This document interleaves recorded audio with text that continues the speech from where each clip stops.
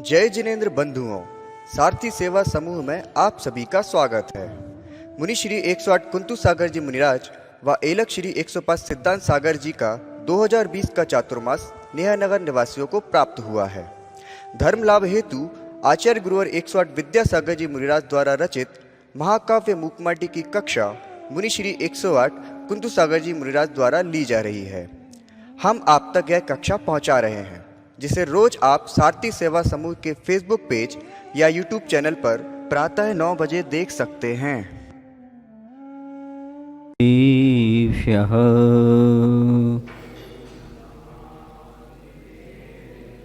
ओम नमः सिद्धेभ्यः।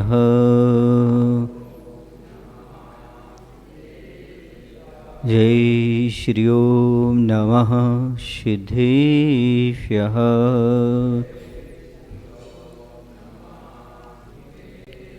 कौनमुक्कारम् अर्हन्ताणं तहेव सिद्धाणम् आर्यवज्झायाणं लोयम्ये सौवसाहुणं लोयम्ये सौवसाहुणं।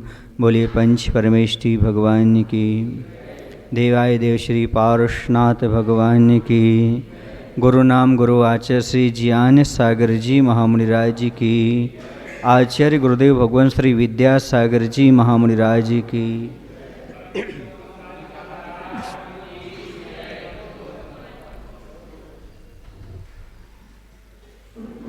मिट्टी की तरफ से कल कोई उत्तर नहीं मिला था, मौन छा गया था, क्योंकि गुणवान लोगों के चेहरे सुंदर नहीं होते।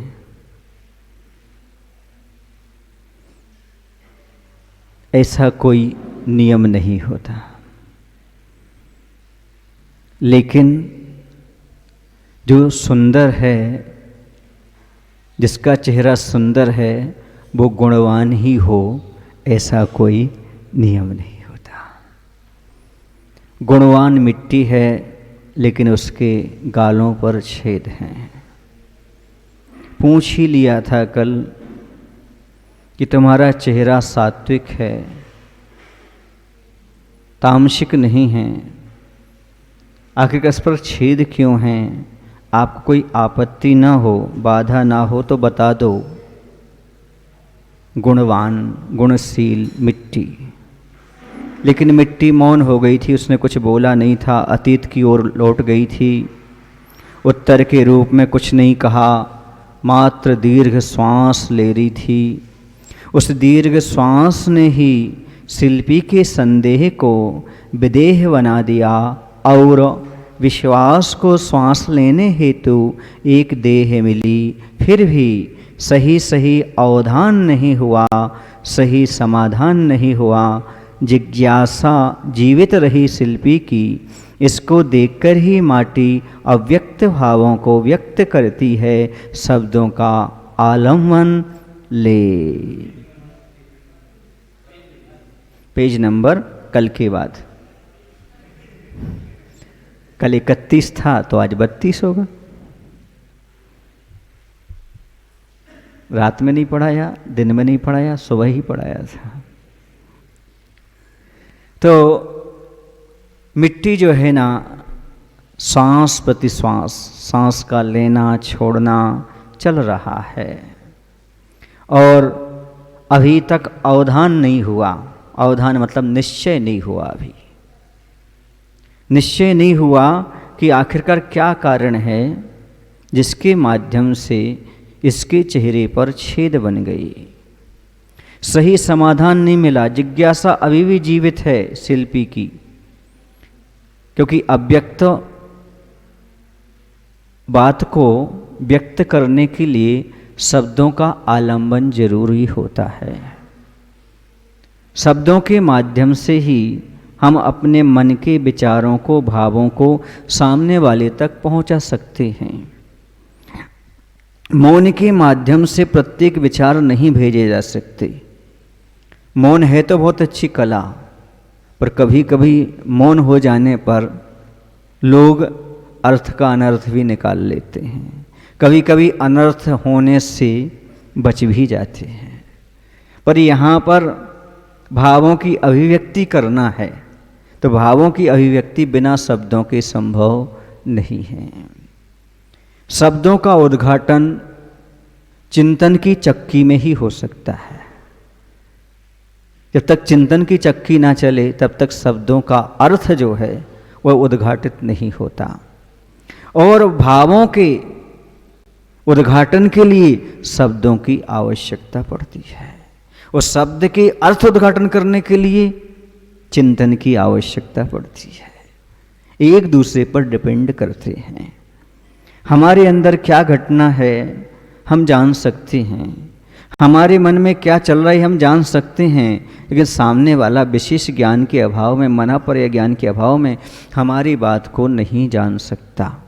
चिट्ठिया हो तो हर कोई वांचे, मन ना वांचा जाए। चिट्ठी को तो हर कोई पढ़ सकता है, लेकिन मन को हर कोई नहीं पढ़ सकता। हर कोई नहीं जान सकता किसके मन में क्या है, ये कहा नहीं जा सकता। तो उसके मन में क्या है मिट्टी के, यह शिल्पी नहीं जान रहा है। तो वह शब्दों का आलम्बन लेकर के, देखो कितना अच्छा बताया, जो अपना आत्मकल्याण करना चाहते हैं, जो किसी को दुखी नहीं करना चाहते, कुछ दुखद प्रसंग पर वो मौन हो जाते हैं। कोई समझ ले तो समझ ले, जब नहीं समझ पाए फिर बोलना शुरू करते हैं। यदि मौन में समझ जाए तो अच्छी बात है, नहीं समझे तो भैया अब हमें शब्दों का मजबूरी में आलम्बन लेना पड़ रहा है। अर्थात व्यर्थ बोलना पसंद नहीं साधक के लिए, मोक्ष मार्ग पर बढ़ने वाले के लिए व्यर्थ बोलना बिल्कुल भी पसंद नहीं है, इससे सिद्ध होता है। आप यदि समझ जाए तो ठीक है। और मैं अपने दुख को क्यों बताऊं? कि हाँ मैं आपको दुखी करना चाहता हूं क्या? नहीं, फिर दुख की अभिव्यक्ति क्यों? आपने पूछा सो हम बता तो नहीं पा रहे, मौन हो गए, फिर भी आप नहीं समझ पा रहे, पुनः प्रश्न कर रहे हैं, आपको विश्वास नहीं हो पा रहा। विश्वास की श्वास लेने हेतु एक देह मिली, अर्थात कुछ तो ऐसा लगा कि हाँ है। विश्वास अपने में बहुत बड़ी चीज है, बहुत बड़ी चीज है विश्वास। और मोक्ष मार्ग में तो विश्वास ही सब कुछ है, क्योंकि जैन दर्शन में जानने से पहले मानना होता है, मान्यता के बिना जानना नहीं होता। मान्यता अर्थात सम्यक दर्शन, श्रद्धा, विश्वास, उसके बाद सम्यक ज्ञान, जानना, फिर चारित्र्य, फिर आचरण में लाना। लेकिन बिना मान्यता के मोक्ष मार्ग प्रारंभ होता ही नहीं। कुछ लोग कहते बिना जाने कैसे माने? यदि जान लिया था मानने की आवश्यकता नहीं है। फिर तो जो नहीं दिख रहा है उसी पर तो विश्वास करना है। जो प्रत्यक्ष नहीं हो पा रहा है, जो हमारे आँखों का, इंद्रियों का विषय नहीं बन पा रहा है, उसी पर तो क्या रखना है हमें? श्रद्धा। जब उसको जानकारी सब मिल ही गई फिर श्रद्धा की आवश्यकता पड़ती नहीं। पहले श्रद्धा की आवश्यकता होती है मोक्ष मार्ग में। इसलिए विश्वास को श्वास लेने हेतु यह देह मिली, कुछ काम बनता सा लगा, ऐसा हो रहा है, लेकिन अभी निश्चय नहीं हुआ, समाधान भी नहीं मिला। क्योंकि सामने वाले की अभिव्यक्ति ना भी करे, उसके चेहरे को देख करके कुछ तो हमें भान हो ही जाता है, पर अभी संदेह बना हुआ है। हाँ, वह शब्दों का आलम्बन लेकर के अपनी बात को कहती है। क्या कहती है? अमीरों की नहीं गरीबों की बात है, कोठी की नहीं कुटिया की बात है, जो वर्षा काल में थोड़ी सी वर्षा में टप टप करती है और उस टपकाओं से धरती में छेद पड़ते हैं, फिर तो इस जीवन भर रोना ही रोना हुआ है। दीनहीन आँखों से धारा प्रवाह, अश्रु धारा वह इन गालों पर पड़ी है। ऐसी दशा में गालों का सछिद्र होना स्वाभाविक ही है।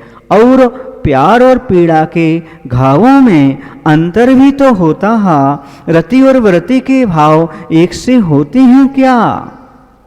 क्या बात है। मिट्टी क्या कह रही है?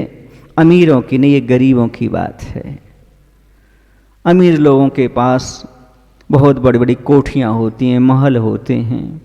हमारी तो टप टप करती ही कुटिया है, तो उसमें तो पानी टपकेगा तो छेद तो होंगे ही जमीन पर, जहाँ पर पानी टपकेगा तो।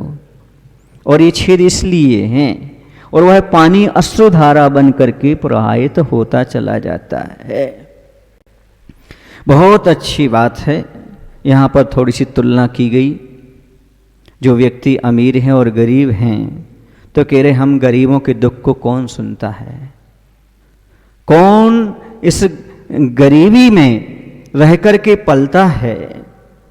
हम तो ये बताना चाहते हैं आपके लिए, वो ये है कि अमीरों की हवेलियों में नहीं, किंतु गरीबों की झोपड़ियों में वर्षा काल में टपकती बूंदों द्वारा छेद पड़ जाते हैं। जो आपने पूछा ना चेहरे पर छेद क्यों, वो बता रहे हैं ऐसे पड़ जाए। फिर तो मेरे इस जीवन में सदा रोना ही रोना हुआ है। हमेशा हमारा जीवन पद्दलित रहा, लोग ही पद्दलित करते रहे, दुख ही दुख रहा। इन दीनहीन आंखों से निरंतर अश्रुधारा बहती रही है, और ऐसी दशा में इन गालों का सछिद्र होना स्वाभाविक है, होंगे ही होंगे। क्यों? और दूसरी बात ये भी है, प्यार की और पीड़ा के कारण हुए घावों में अंतर है। प्यार से घाव अलग होते हैं और पीड़ा के घाव अलग होते हैं। सुने ना, प्रेम के शब्द भी बहुत दिन तक चलते हैं और पीड़ा के शब्द भी बहुत दिन तक चलते हैं। चलते नहीं चलते? देखो ना, यहाँ का राग और बैराग दोनों की अलग अलग परिणति है। एक कमठ और पारसनाथ का 10 भव तक, एक नेमी और राजुल का 9 भव तक, एक में राग और एक में वैराग, एक में प्यार एक में पीड़ा। ये कहा जा रहा है इन दोनों में अंतर तो होता है ना होता। प्यार की अलग चीज होती है और पीड़ा की अभिव्यक्ति अलग होती है। प्यार के समय कुछ भी कह दिया जाए अच्छा लगता है, पीड़ा के समय कुछ भी कह दिया जाए अच्छा भी कहो तो भी बुरा लगता है।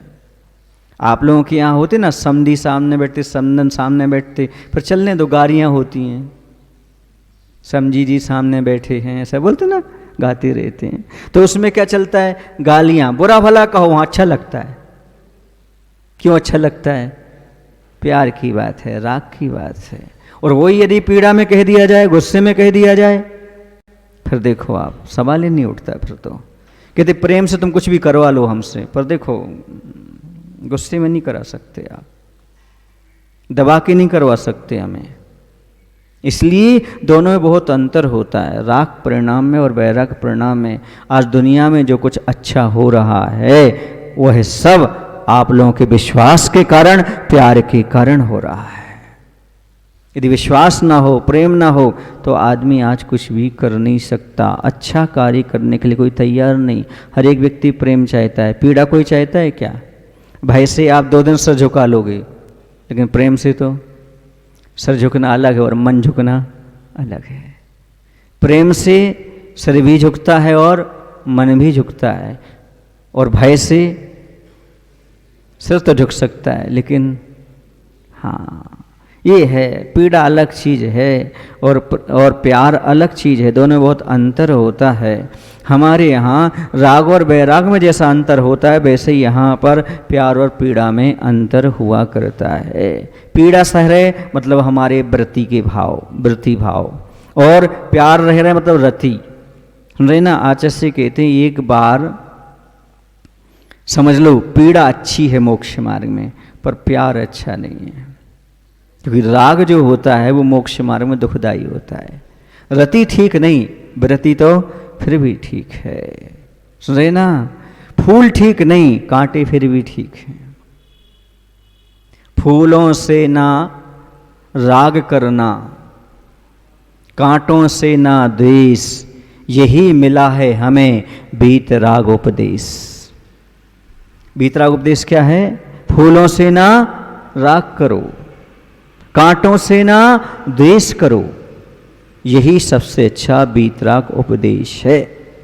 यदि तुमने फूलों से राग कर लिया और कांटों से द्वेष कर लिया तो बीतरागता का उपदेश नहीं, बीतराग भाव परिणाम जीवन में आ ही नहीं सकते। उसे लाना चाहते हो वीतराग परिणाम को, तो रति अरति के भावों से ऊपर उठना ही पड़ेगा। प्यार और पीड़ा से ऊपर उठना ही पड़ेगा। न पीड़ा को पीड़ा मानना, न प्यार को प्यार मानना। ये तो वस्तु स्वरूप स्वीकार करना। वस्तु स्वरूप विचारी खुशी से, सब दुख संकट सहा करो। ये वस्तु का स्वरूप है। राग में हमेशा बंधन है, इस समझ करके चलो। देखो ना, राग ही तो एक कारण है कि वह भौरा फूल के पराग कण के अंदर जाता है पराग लेने, सूर्य अस्त होता है, फूल की पंखुड़ियां बंद हो जाती हैं, वह अंदर ही रह जाता है।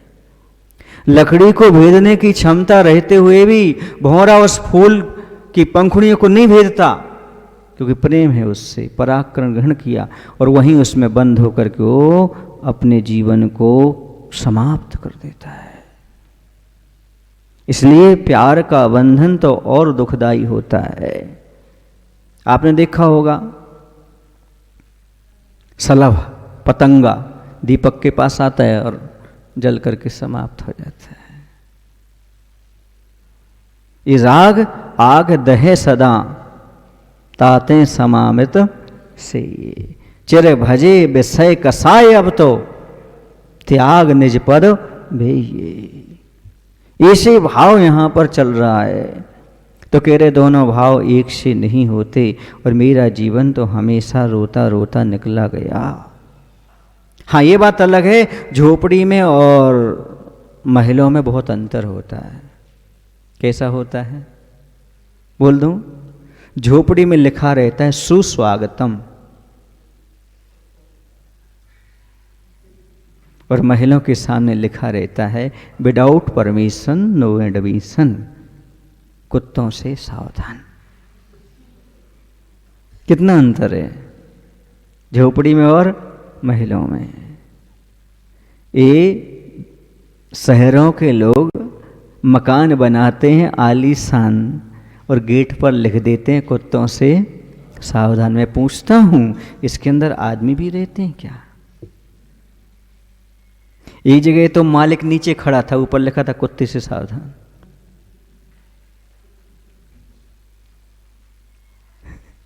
डॉक्टर साहब, एक जगह लिखा था हॉस्पिटल और उसके नीचे लिखा था ऊपर जाने का रास्ता।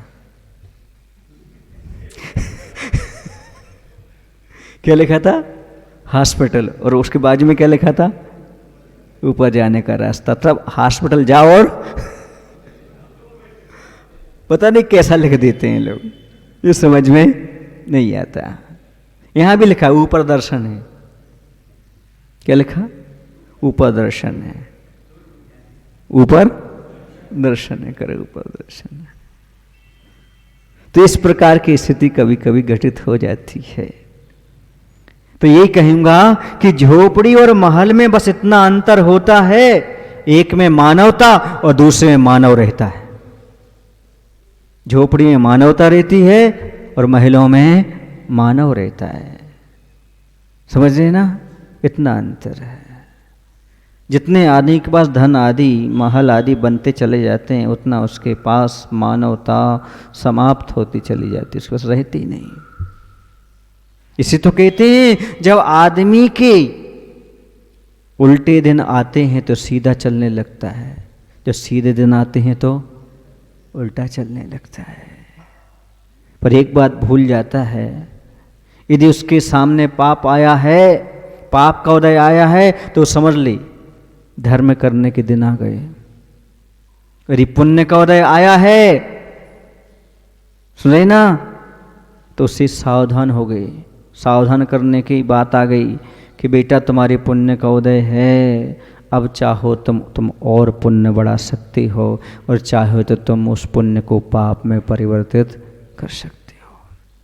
ये आपके ऊपर डिपेंड करता तुम क्या कर सकते हो। और प्राय करके जब आदमी सुख में आ जाता है तो सब कुछ भूल जाता है, दुख में फिर भी कुछ याद रहता है। सुख में दुख में सुमरन सब करें, सुख में करे ना कोई, और जो दुख में सुमरन करे सुख में सुमरन करे दुख काहे को होए। और सब दुख में भगवान को स्मरण करने लगते हैं, सुख में तो सब भूल जाते हैं, सब अपने विषयों में लग जाते हैं, पाप में लग जाते हैं, ये दशा हो जाती है। पर कह रहे हैं गरीबी की गरिमा अलग ही होती है। किसकी? गरीबी की गरिमा एक अलग ही है, हर किसी को प्राप्त नहीं हो सकती। और सद्गुणों की महिमा अलग होती है, ये सबको प्राप्त नहीं हो सकती। गरीबी की गरिमा और सद्गुणों की महिमा ये सबके पास नहीं हो सकती। हम भी बहुत गरीब हैं, एक दिन हमने आपको बताया भी था, फिर से बता दें। बाहर से हम बहुत गरीब दिखते हैं, अंदर से हम भगवान के बहुत करीब रहते हैं। हम आप जैसे अमीर नहीं होना चाहते और भगवान से दूर नहीं होना चाहते। हम तो और गरीब होना चाहते हैं, भगवान के और करीब होना चाहते हैं, इतने गरीब होना चाहते हैं एक दिन हम खुद भगवान होना चाहते हैं। कौन सी गरीबी? कसायों की गरीबी, पापों की गरीबी, बैर विरोध की गरीबी। ये गरीबी हमारे अंदर जाए, राग देश की गरीबी आ जाए हमारे पास। आज सब अमीर हैं राग देश के मामले में, बैर बढ़ाने के मामले में, क्रोध करने के मामले में, शेर के सवा शेर बनने के मामले में, सब एक से बढ़ के एक है। कोई स्पर्धा नहीं करता कि मेरा राग देश कम हो जाए। सामने वाले ने ऐसा किया तो मैं ऐसा करूंगा, बढ़ चढ़ के करूंगा, पर ये नहीं सोचता उसने कम क्रोध किया था, हम उससे और कम क्रोध करेंगे। मोक्ष मार्ग कहता है कि उसने ज्यादा राग देश किया, तुम कम करो, ये प्रतिस्पर्धा करो, ये मत करो। उसने मोक्ष मार्ग में तो कौन जो कम क्रोध करेगा वो ही आगे बढ़ेगा, कि जो ज्यादा करेगा वो आगे बढ़ेगा? हैं? हाँ, तो हम शेर सवा शेर क्यों बन जाते हैं? सामने वाले ने ज्यादा किया तो हम कब करो। उसने ज्यादा दान दिया, उससे ज्यादा मैं दान दूंगा, इसमें मैं करूँ ना ज्यादा। मैं उसने इतना उपवास किया, मैं उससे ज्यादा करूंगा। ये में क्या दिक्कत है? करो, स्वाध्याय करूंगा। इन चीजों में क्यों नहीं करते? अरे उसका तो वो जाने, हमारा हम जाने, ऐसे करके टाल देते हैं। लेकिन क्रोध किया तो हम ज्यादा करेंगे। मतलब हमारे अनादिकाल के संस्कार उल्टे ही पड़े, सीधे नहीं पड़े। बहुत मुश्किल है सीधे संस्कार आना। सामने वाला कहता है मैं तुम्हें दुश्मन बनाकर छोड़ूंगा, तो मैं भी कह देता हूं मैं तुझे दोस्त बनाकर छोड़ूंगा, देखता कौन जीतता है। हे प्रभु, उन्हें सलामत रखना जो हमसे नफरत करते हैं। हे प्रभु, उन्हें सलामत रखना जो हमसे नफरत करते हैं। प्रेम ही नहीं, नफरत ही सही, वे कुछ तो हमसे करते हैं। समझ में आ रहा ना? ये गरीबी अपने आप में बहुत, हर किसी को उपलब्ध नहीं होती है गरीबी। हर कोई इतनी गरीबी के करीब नहीं हो सकता, न समझ सकता इस वस्तु तत्व को कि हमें क्या करना है। ये कसाय ना करने का, पाप ना करने का मार्ग है, जिसे हम धर्म का मार्ग कहें, मोक्ष का मार्ग कहें, सावक धर्म कहें, साधु धर्म कहें। ये है परिग्रह त्याग करने का भाव है। तो यहाँ पर यही कही जा रही, माटी का इतिहास माटी के मुख से सुन, शिल्पी सहज कह उठा कि वास्तविक जीवन यही है, सात्विक जीवन यही है, धन। वास्तविक जीवन क्या है? यही है। सात्विक जीवन भी यही है। क्या? कष्टों में जीवन जीना, अभाव में जीवन जीना। इतिहास उठा करके देख लो, सभी का जीवन कष्टों से भरा हुआ मिलेगा। त्याग का जीवन तो और कष्टों से भरा हुआ है, मोक्ष मार्ग तो और कष्टों से भरा हुआ है। शिष्ट कष्ट सहकर ही इष्ट और मिष्ट बनते हैं। शिष्ट कष्ट सहकर ही मिष्ट और इष्ट बनते हैं। जो शिष्ट लोग होते हैं वो कष्ट सहन करके, मिष्ट माने मीठे, इष्ट माने प्रिय बनते हैं। यदि आपको इष्ट बनना हो तो आप कष्ट तो सहन करना ही पड़ेगा, वो भी शिष्ट बन करके सहन करना। चिर ध्येय यही जलने का, ठंडी विभूति हो जाना, पीड़ा की अंतिम सीमा, दुख का फिर सुख हो जाना। महादेवी वर्मा ने लिखी है 2 पंक्तियां। आचार्य क्या लिखते उसके बारे में, और यह भी एक अकाट्य नियम है कि अति के बिना इति से साक्षात्कार संभव नहीं, और इति के बिना अथ का दर्शन असंभव। अर्थ यह हुआ कि पीड़ा की अति ही पीड़ा की इति है, और पीड़ा की इति ही सुख का अथ है। सुन रहे ना, जब कोई चीज़ अति हो जाती है तो इति हो जाती। अति माने अधिक और इति माने समापन। बोले ज़्यादा अति मत करो, नहीं इति हो जाएगी। और जब दुख सबसे ज़्यादा बढ़ जाता है, पीड़ा अति हो जाती है, उसकी निश्चित एक दिन इति होती है, पीड़ा समाप्त होती ही है। कष्ट की एक सीमा होती है, और सीमा तक आता है फिर अपने आप सुख में परिवर्तित हो जाता है। जैसे आपके जीवन में बहुत सारे दुख हुए होंगे, लेकिन अब वो सुख में परिवर्तित हो गए। कैसे? अभ्यास हो गया ना। ग्रस्त जीवन में कितने दुख हैं, अभ्यास हो गया। जैसे सामने वाले की 4 बातें सुनने का आपको अभ्यास हो गया, अब आपको ऐसा लगता नहीं है कि 4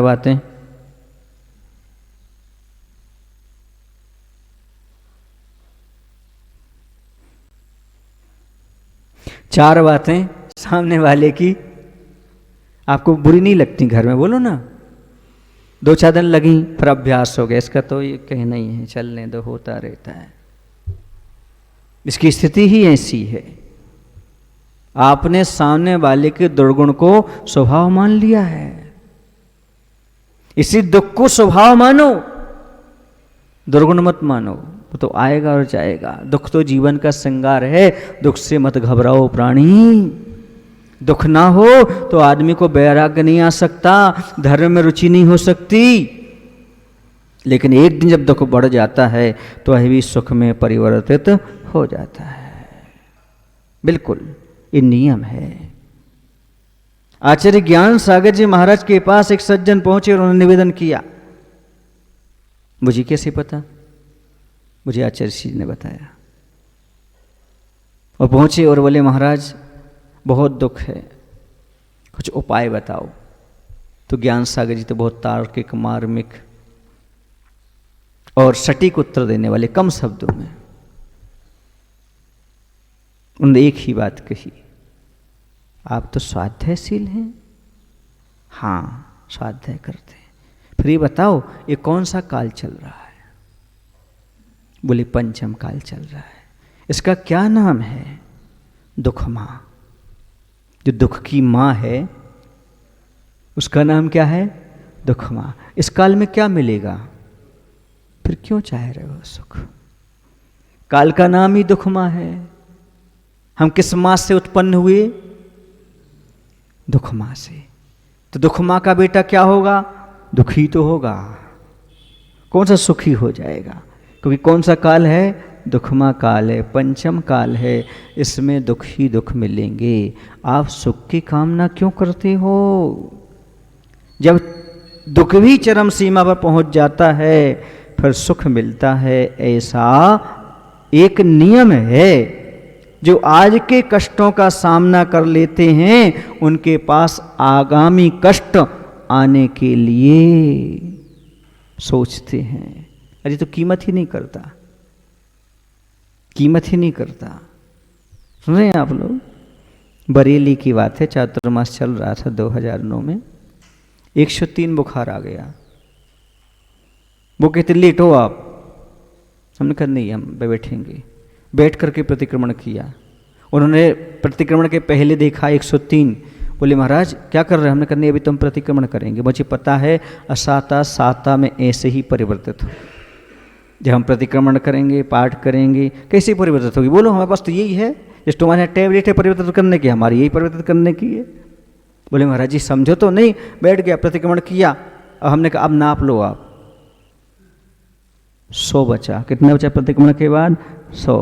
बोले महाराज जी टैबलेट हम लोगों को भी दे दो ना। हमने कहा लो, किसने मना की? असाता को साता में परिवर्तित करने का यही तरीका है। शांत भाव से सहन करना। जितना इंटरफियर करोगे, जितना दुखी होगे, जितना रोगे, उतने डिप्रेशन में जाओगे। हल कुछ नहीं निकलने वाला। समता से सहन करो। जितने दुख आ रहे हैं, सबके ऊपर दुख आए, अकेले तुम्हारे ऊपर आ रहे हैं? कोई अनोखे हो तुम, ऐसा मत समझो। मेरे कौन से पाप का उदय है? सबके पाप का उदय है। किसी का दुख दिख रहा है, किसी का नहीं दिख रहा है। कोई तन दुखी, कोई मन दुखी, कोई धन दुखी दिखे, सर्वथा संसार में सुख काहू के ना दिखे। कोई नहीं है, कहीं ना कहीं दुख है। बस इतना समझो, अकाट्य नियम है, अति के बाद इति होती ही होती है। एक ना एक दिन इति होगी, अथ का दर्शन संभव है। अर्थात अब आपके लिए सुख का अथ, पीड़ा की इति होगी। अथ माने प्रारंभ। तो अब सुख का अथ मिलेगा आपको, प्रारंभ मिलेगा, जहां पर दुख अंत हो जाता है। पर एक बात बताऊं आपको, बिना दुख के जीवन निस्सार है, बिना आंसू के जीवन भार है। दुख आए, आंसू आए तो एक अलग लगता है। सुख सुख में बीत जाएंगे दिन तो अच्छा नहीं भैया, कष्ट तो कसौटी है, कष्ट तो कसौटी है सुख पाने के लिए। जो कष्ट की कसौटी पर खरा नहीं उतरता वो कभी सुख को प्राप्त नहीं कर सकता। कष्ट की कसौटी पर आप खरे उतरो। सीता का जीवन देखो, अंजना का जीवन देखो, राम का जीवन देखो, युधिष्ठिर का नाम, पांडवों का जीवन देखो, सब कष्टमय जीवन भरे हुए हैं। पार्श्वनाथ भगवान का जीवन देखो, भगवान महावीर का देखो, कोई भी देख लो आप जीवन उठा करके। पूर्व में कैसा रहा सबका जीवन? कष्टमय। तभी तो आगे चल करके उन्होंने सहन किया समता से, चिल्लाया नहीं, कहा नहीं, बोला नहीं, क्योंकि सहना पड़ता है, कहना नहीं पड़ता। आगे इसी बात को बोलेंगे, है ना। तो महान पुरुषों के लिए यही काम है कि जो जो कष्ट सहन किए वो ऊपर उठे हैं, कष्ट सहन करने वाले ऊपर उठे हैं, कभी नीचे नहीं गए। माटी को सांत्वना देते हुए अभय की मुद्रा में कुछ एक पल बीत गए शिल्पी के, और उसका अपना साथी सहयोगी। सही चल रहे अपन हैं?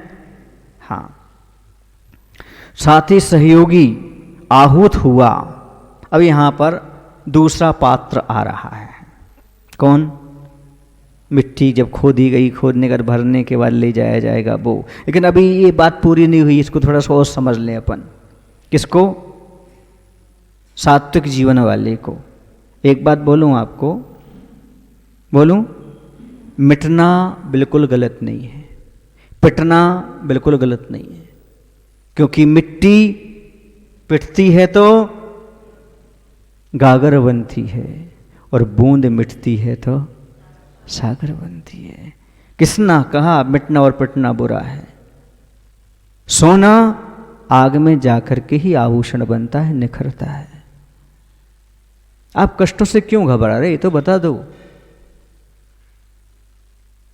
आपको सहना ही पड़ेगा।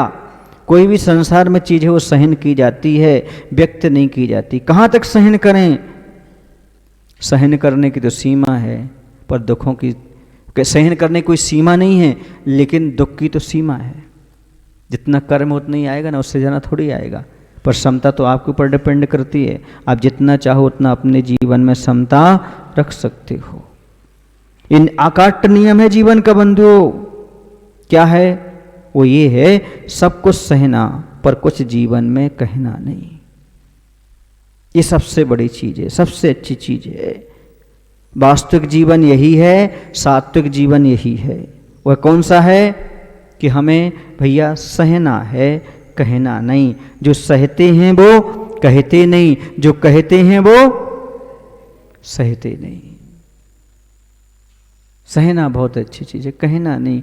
कहने से कोई मतलब नहीं होता। दुनिया में कोई तुम्हारे कष्टों को दूर करने वाला नहीं है, क्योंकि कर्म के उदय से आए हुए हैं। निमित्त सामने वाला बन गया, वो निमित्त हटेगा, दूसरा निमित्त बन जाए। कितने निमित्त हटाओगे तुम? कर्म के उदय को समझो, ये कर्म के उदय चल रहे हैं। सीता जी ने एक ही बात कही थी, रामचंद्र जी से कह देना, उनका कोई दोष नहीं है, मेरे कर्म ही ऐसे। जब आपके नगर में आए, आपसे शादी हुई, उसी समय आपको वनवास हो गया।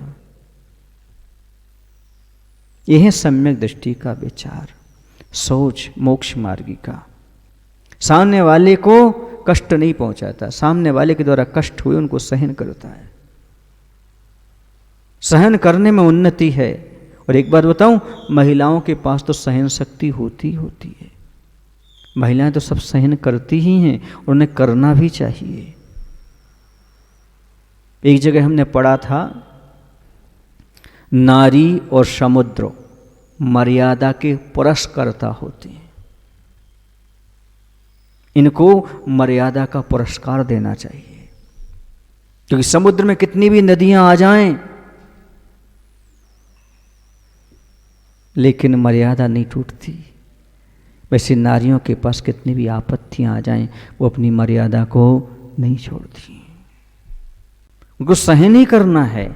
उस पर्याय में सहन कर लेंगे तो आगे पर्याय छूटेगी, सहन नहीं करेंगे तो पुनः वही पर्याय मिलने वाली है।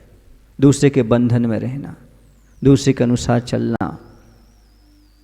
कितना कुछ भी कर लें आप, पुरुष पुरुष ही होता है और महिला महिला ही होती है। कहीं ना कहीं बंधन होता ही होता है।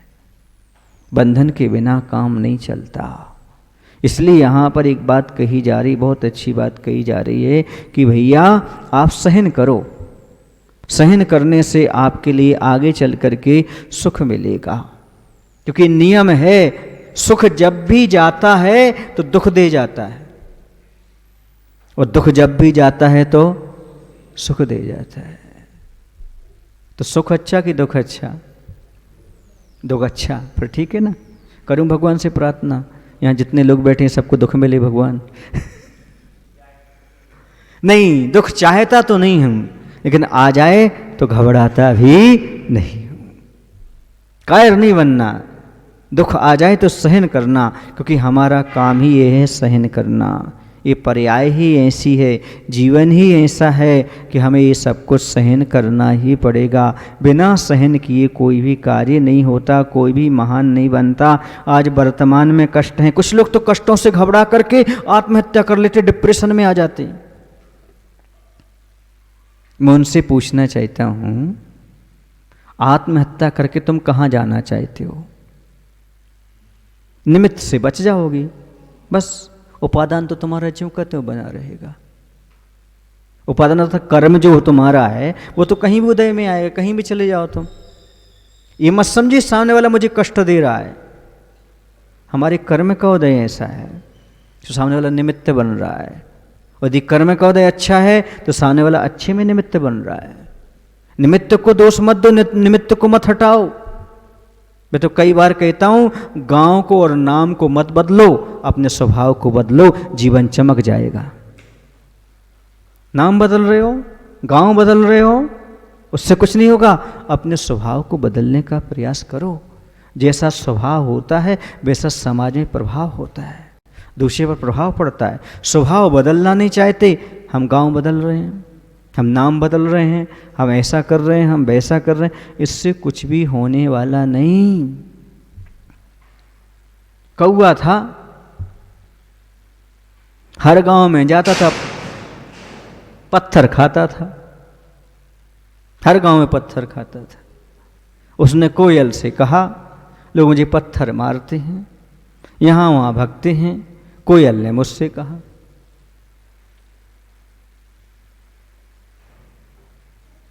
सुन रहे ना? तो मैंने कहा ऐसा क्या हो गया जो तुझे लोग पत्थर मारते हैं? हाँ, चल एक काम कर, तू रंग परिवर्तित कर ले। क्या कहा? रंग परिवर्तित कर ले यदि लोग तुझे पत्थर मारते हैं तो उसने कहा फिर कोयल भी तो काली है, एक काम कर, तू गांव बदल ले। कोयल भी तो गांव बदलती है, उसी गांव में रहती है। हमने कहा एक काम कर, थोड़ी वाणी बदल दे। उसने कहा ये नहीं कर सकता। मैंने कहा बस, तो कोयल नहीं बन सकते हो, तुम्हें पत्थर ही लगेंगे। अपना नेचर नहीं बदलना चाहता आदमी, चेहरा बदल लेता है, ड्रेस बदल लेता है, एड्रेस बदल लेता है, लेकिन अपना स्वभाव ज्यों का त्यों बना के चलता है। इसलिए जहां भी जाता है वहां दुख ही उठाता है। और जहाँ सज्जन जाता है वहाँ उसे सुख ही सुख प्राप्त होता है। तो इस बात को आप समझने का प्रयास करिएगा। दुख कुछ दिन का होता है, दुख को मेहमान समझिएगा। क्या समझिएगा? मेहमान कितने दिन रहते हैं? लॉकडाउन में ज़्यादा रुक जाए बात अलग है, कोरोना पीरियड में ज़्यादा रुक जाएं फिर भी नहीं रुकते, पता नहीं भैया इनके घर में क्या व्यवस्था है। इसलिए ये मेहमान समझो, चाहे सुख आया हो तो दुख आया हो तो ये मेहमान की भांति हैं, आएंगे चले जाएंगे। और जितने हम रोएंगे, जितनी उनकी कीमत करेंगे उतने दिन रुकेंगे। तो कीमत करना बंद कर दो, समझो ही नहीं कि दुख है, बात खत्म। आपके यहाँ कोई मेहमान है, समझो नहीं मेहमान है, सब काम करवाने लगो आप, तो बस अपने आप चला जाएगा। एक दिन के पावने, दूसरे दिन के पई, और तीसरे दिन रहे तो बेटा तुम्हारी पूरी इज्जत गई। कह दो दुख से कि हम तुम्हारा सम्मान नहीं करेंगे, हम तुम्हारा ज़्यादा वो खाना पीना नहीं देंगे, अपने आप बंद चला जाएगा वो। और दुख को तुम लोग रो रो करके बड़ा चढ़ा करके ऐसा हुआ करते रहते हो बस। वो कहता जी तो अच्छी हमारी कीमत कर रहे, चार लोगों को बता भी रहे हम आए, बड़े रहता है। किसी से मत बताओ आया, अपने आप जाएगा वो। साधु बोलते आपसे हमें कौन सा कष्ट है, कौन सा दुख है, बोलो ना, नहीं है। वो कहता है इनके पास कीमत ही नहीं है, चले जाओ, अपन पूछते ही नहीं अपन को। आप भी ऐसे करो ना, दुख के लिए दुख रूप में मानो ही नहीं, आया और चला गया, कब चला गया पता ही नहीं पड़ता। दुर्गंध आती तो नाक बंद कर लेते हो, गंदा सीन आता तो आंखें बंद कर लेते हो, बोलो ना। कांटे दिखते तो रास्ता बदल लेते हो, दुख आता है तो समेट के बैठ जाते हो, उसको हृदय से चिपका करके बैठ जाते हो। ये दुख आया, ये दुख आया, दुख आया, भगवान के सामने, गुरु के सामने, दोस्तों के सामने रो रहे हो तुम। इसे तो वो जा नहीं रहा आपका, एक बार लतेर दे उसको, ठीक है, तो जितना आना आ जाओ। डिप्रेशन में जाने की क्या आवश्यकता है, इतना टेंशन लेने की क्या आवश्यकता है। महाराज जी जब आप पे बीत हो तब जानो, जी के पैर फटी न बेमाई वो का जाने। अरे बीमारी फट भी गई तो क्या बताने से ठीक हो जाएगी क्या? सहन तो करना ही पड़ेगा ना। बता दोगे तो सामने वाला सहन करेगा, तुम सहन करोगे बताने से। और उसका जो इलाज है वो इलाज करो ना। और दुख का सबसे अच्छा इलाज है सहन करना, इसके अलावा और कोई भी इलाज नहीं है। आप चाहो दुख को बोल, जितना बोलोगे दुख उतना बढ़ेगा। बस दूसरे का दुख बांटना शुरू कर दो, तुम्हारा दुख अपने आप कम हो जाएगा। अपना दुख मत सुनाओ, दूसरे का दुख सुनो आप, पर देखो आपका दुख कैसे कम नहीं होता। कहते हैं किसी के पैर का कांटा निकाल कर तो देखो, तुम्हारी अंदर की चुभन भी थोड़ी सी कम होगी। हम दुख को बताना चाहते हैं, हम दुख को सुनना नहीं चाहते। बोलो सही है गलत है? सही है। इसलिए हमारा दुख और बढ़ता बढ़ता बढ़ता चला जाता है। हमारे पास जो दुख है अपने पास रहने दो, बात खत्म। सुख होगा तो हम बांटेंगे, बांटने की चीज़ सुख होती है, दुख नहीं होती। दूसरे का दुख बांटो, सुख मत बांटो, पर अपना सुख बांटो, दुख मत बांटो। इसी का नाम विवेकी है। विवेकवान हो, अपने दुख को मत बांटो, दूसरे के दुख को बांटो, आपका दुख अपने आप कम हो जाएगा। अपना दुख बांटोगे उससे भी दुख होगा और असाता का बंध भी होगा। दुख शोक तापा कंदन, ये सब असाता बंध के कारण है। इन सबसे बचना चाहते हो तो आचार्य सबसे अच्छी यही बात कहते हैं, आप बच्चों। अब आगे चलते, थोड़ा सा 10 मिनट है अपने पास। माटी को सांत्वना देते हुए अभय की मुद्रा में कुछ ही पल बीत गए शिल्पी के, और उसका अपना साथी सहयोगी आहूत हुआ। अवैतनिक गदहा तनिक सा वह भी तन का वेतन लेता हा। सब बंधनों से मुक्त घाटी में विचर रहा था जो, कोई भी बंधन जिसे रुचते नहीं, मात्र बंधा हुआ हा। वह स्वामी की आज्ञा से अपदा माटी को स्वामी के उपाश्रम तक ले जा रहा है अपनी पुष्ट पीठ पर। अब कौन आ गया? आहूत माने बुलाया गया। कौन बुलाया गया? अब गधा। यहाँ पर ये सारी की सारी चीज़ें चल रही थीं।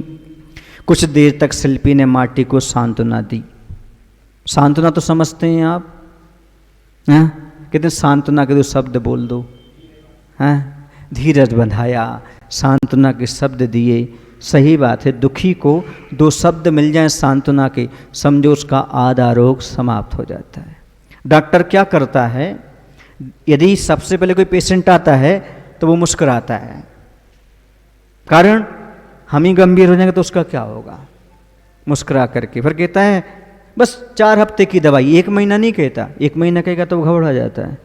ये दवाई कितने की दे रहे हैं हम, 4 हफ्ते की बात। हफ्ता बोलने से थोड़ा अच्छा लगता है और महीने बोलने से थोड़ा सा तो बोलने की कला होती डॉक्टर के पास, बस नहीं तो थोड़ी सी तो बात है, ये इसके साथ ले लेना, इसके साथ लेना, ऐसा कर लेना, काम हो जाएगा।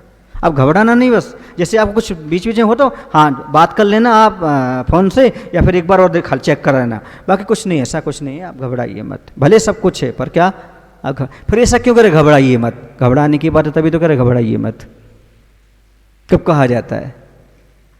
पर इस सांत्वना अपने आप में महत्वपूर्ण है। ऐसे हमारे पास बहुत सारे दुखी लोग आते हैं, उनको समय जरूर देते हैं हम, 2 मिनट उनको सुनते जरूर हैं, भले हम हल ना निकाल पाएँ ना कर पाएँ, क्योंकि सामने वाला यदि सुना देता है अपने तो उसका आधा बेकार वहीं पर निकल जाता है। और हो सकता है मुनि महाराज की कृपा से, उनके आशीर्वाद से, उनके चिंतन से तुम्हारा आधा दुख वहीं पर दूर हो जाए, समस्या सुलझ जाए। ऐसा भी होता है, इसलिए हम सुन लेते हैं। हम दुख को दूर नहीं कर सकते लेकिन सुन तो सकते हैं ना। सुनने में क्या बाधा है, किसके सामने जाकर सुनाएगा वो अपनी पीड़ा, किससे कहेगा। एक गुरु से तो समाधान चाहता है, और धीरे धीरे समस्या सुलझती है, पक्का है। तो इस प्रकार से सांत्वना के शब्द बहुत महत्वपूर्ण हैं। मैं यही कहना चाहता हूँ आज के युवकों से कि आपके घर में माता पिता हैं, बुजुर्ग हैं, उनके लिए 2 शब्द तो दो प्रेम से। घर गए सीधे पत्नी के कमरे में चले गए, सीधे बच्चों के साथ खेलने लगे। अरे माता पिता के पास पहले जाओ ना, बोलो मम्मी ठीक हो, आज का भोजन हो गया, पापा ठीक हो, आज का भोजन हो गया। बस और क्या चाहिए उनके लिए, कुछ नहीं चाहिए। फिर तुम दिन भर भी बच्चों के साथ रहो, माँ के साथ रहो, उन्हें कोई टेंशन नहीं, चाहे बच्चों के पास रहो चाहे बच्चों की माँ के पास रहो, लेकिन 2 मिनट माँ के पास जरूर जाओ। वो यही चाहते और कुछ नहीं चाहते। ना एलोपैथी चाहते हैं, ना होम्योपैथी चाहते हैं, ना नेचुरोपैथी चाहते हैं, वो थोड़ी सी आपसे सिंपैथी चाहते हैं। सिंपैथी का नाम है सांत्वना, वो आप दे सकते हो सामने वाले के लिए। ये बहुत तत्काल का, वो आप लोग डिब्बा बनाते ना, फर्स्ट एड क्या बोलते उसको आप, हाँ वो ही है तत्काल इलाज। खून बंद हो जाएगा, सब बंद हो जाएगा, ये थोड़ा सा तत्काल इलाज करना है, बाकी तो सब अपने आप होता चला है। उतने में बहुत राहत मिल जाती है, बहुत दूर तक चला जाता है आदमी मलहम पट्टी करने के। बोलो, तो ऐसे ही आज बुजुर्गों के लिए आवश्यकता और कुछ भी नहीं। क्या चाहते वो, आपको सुखी तो देखना चाहते, आपके सुख को देख कर तो सुखी होते हैं। उनके पास अपना निजी सुख तो यही है, अब बच्चे सुखी रह जाएं, हमारा जब ऐसा है तो है, चला जाएगा, निकल जाएगा। बोलो, ये यदि आप हो जाता, सांत्वना अपने महत्वपूर्ण है। अभय की मुद्रा, अभय मतलब कोई भय नहीं, भयभीत मत हो, ये अभय की मुद्रा है। कौन सी देखो अभय जी, ये कौन सी मुद्रा है, अभय की मुद्रा है। बस घबराओ मत, इस मुद्रा से कुछ एक पल देखो ना, आचार्य से भगवान दिख रही है आपको, अभय की मुद्रा है। बस घबराओ मत, सब ठीक हो जाएगा। ओम शांति। हाँ, माला फेरो, पुण्य बढ़ाओ, पुण्य गाढ़ा करो, सब ठीक हो जाएगा। ये सांत्वना के शब्द, कुछ एक पल, ये अभय की मुद्रा, कुछ एक पल बीत गए शिल्पी के, कुछ क्षण बीत गए, ये सब समझाते समझाते, और उसका अपना साथी सहयोगी आहूत हुआ। अब सामने से कौन आ रहा है, आमंत्रित किया, बुलाया, आमंत्रित किया किसको, वह साथी। कौन, गधा, यानी गधा। हाँ, हैं कहाँ, आहूत, आहत नहीं, आहूत। दुखी नहीं होगा अभी तो, आएगा वो, आमंत्रित हुआ, आया। सुधार किया है क्या नई एडिशन में, आहत आया उसमें, अच्छा। पहले तो आहूत ही था, यानी उसको बुलाया, ठीक है ना। कौन कौन आया? अवेतनिक, जो कोई वेतन नहीं लेता, कोई वेतन नहीं लेता। कौन? गधा। तन का वेतन लेता है, अर्थात पेट भरने के लिए मिल जाए। सब बंधनों से मुक्त है, कोई बंधन नहीं, मात्र अपने स्वामी की आज्ञा की बंधन में बंधा हुआ है। और घाटी में विचर रहा था, जिसे मात्र स्वामी की आज्ञा ही रुचती है। अपदा, अपदा माने क्या कहें अपन? पैर रहित। पद माने पैर, अपदा माने पैर रहित। माटी को स्वामी के उपासन तक ले जाता है, अपनी पुष्ट पीठ पर, अपनी मजबूत जो पीठ है उस पर रख करके वो ले जा रहा है। क्या कह रहे हैं? गधा की विशेषता बता रहे हैं। सबसे पहले तो वेतन नहीं लेता, गधा का नहीं लेता, वेतन नहीं लेता। इसलिए तो है गधा, इसलिए तो नहीं लेता है ना, समझदार लेता है। वो मात्र पेट भरने के लिए, किसके लिए? पेट भरने में काम चल जाता है। वेतन, पे, तन खोआए, तन को खाने मिल जाए तो तन खोआए। वेतन, बे माने दो, दो के तन पल जाए पति पत्नी के, सो वेतन। और पे, जो पीवे भर काम में आ जाए सो पे। ये तीन चीजें हो गई, पे हो गई, तन खोआए हो गई, वेतन हो गई। दोनों को क्या मिलता है? पेंशन। ना, ये हो गया। पर ये जो चीज है अपने आप में महत्वपूर्ण है। कोई वेतन नहीं लेता और अपनी किसी के बंधन में नहीं बनता। जैसे अपने स्वामी के अलावा कोई उसे बंधन रुचता, वैसे भी किसी कोई बंधन रुचता नहीं, कोई किसी बंधन में बंधता ही नहीं चाहता। आज सब स्वतंत्र रहना चाहते हैं, कोई बंधन में बंधना नहीं चाहता। कह रहे हैं, और जिसके गले में कोई रस्सी नहीं बंधी, कोई रस्सी नहीं बंधी, ना पैरों में कोई बंधन है, घाटी में घूम रहा है सीधा सीधा, बंधन उतने रुचता नहीं। बंधता है तो मात्र स्वामी की आज्ञा से इंतजार करता है, स्वामी आज्ञा दे और मैं आ जाऊं, और जो वो आज्ञा दे उसको अच्छी तरह से पालन करूं। ये गधे की बात है। सुने आप लोग की नहीं? हाँ, ऐसा गधा है। आप लोग समझते हो गधा बेकार है, मूक माटी में सबसे अच्छे गधा को माना। गधा की भावना भी आप देखेंगे तो आपको लगेगा, कल अपन गधे की भावना को देखेंगे, गधा क्या सोचता है। सुन रहे हो ना? तुमसे गधा नहीं कह रहे, गधा क्या सोचता है ये कल हम देखेंगे कि उसके विचार कैसे मिट्टी के प्रति, फिर मिट्टी को भी क्या दया आती है उसकी परिणति को देख करके। ये बहुत मार्मिक कथन है। बोले महावीर भगवान की जय, आचार्य विद्यासागर जी महाराज जी की। बोले हे प्रभु, हम सभी को इतनी शक्ति, इतनी बुद्धि देने की कृपा करो ताकि हम सभी लोग अपने जीवन में दुखों को सहन करें, किसी से ना कहें। यदि किसी पर दुख आया है तो उसके दुख को बांटने का प्रयास कर सकें। नमो श्री भगवान। नमो श्री भावों की निर्मल सरिता में अवगाहन करने आया हूँ, मेरा सारा दुख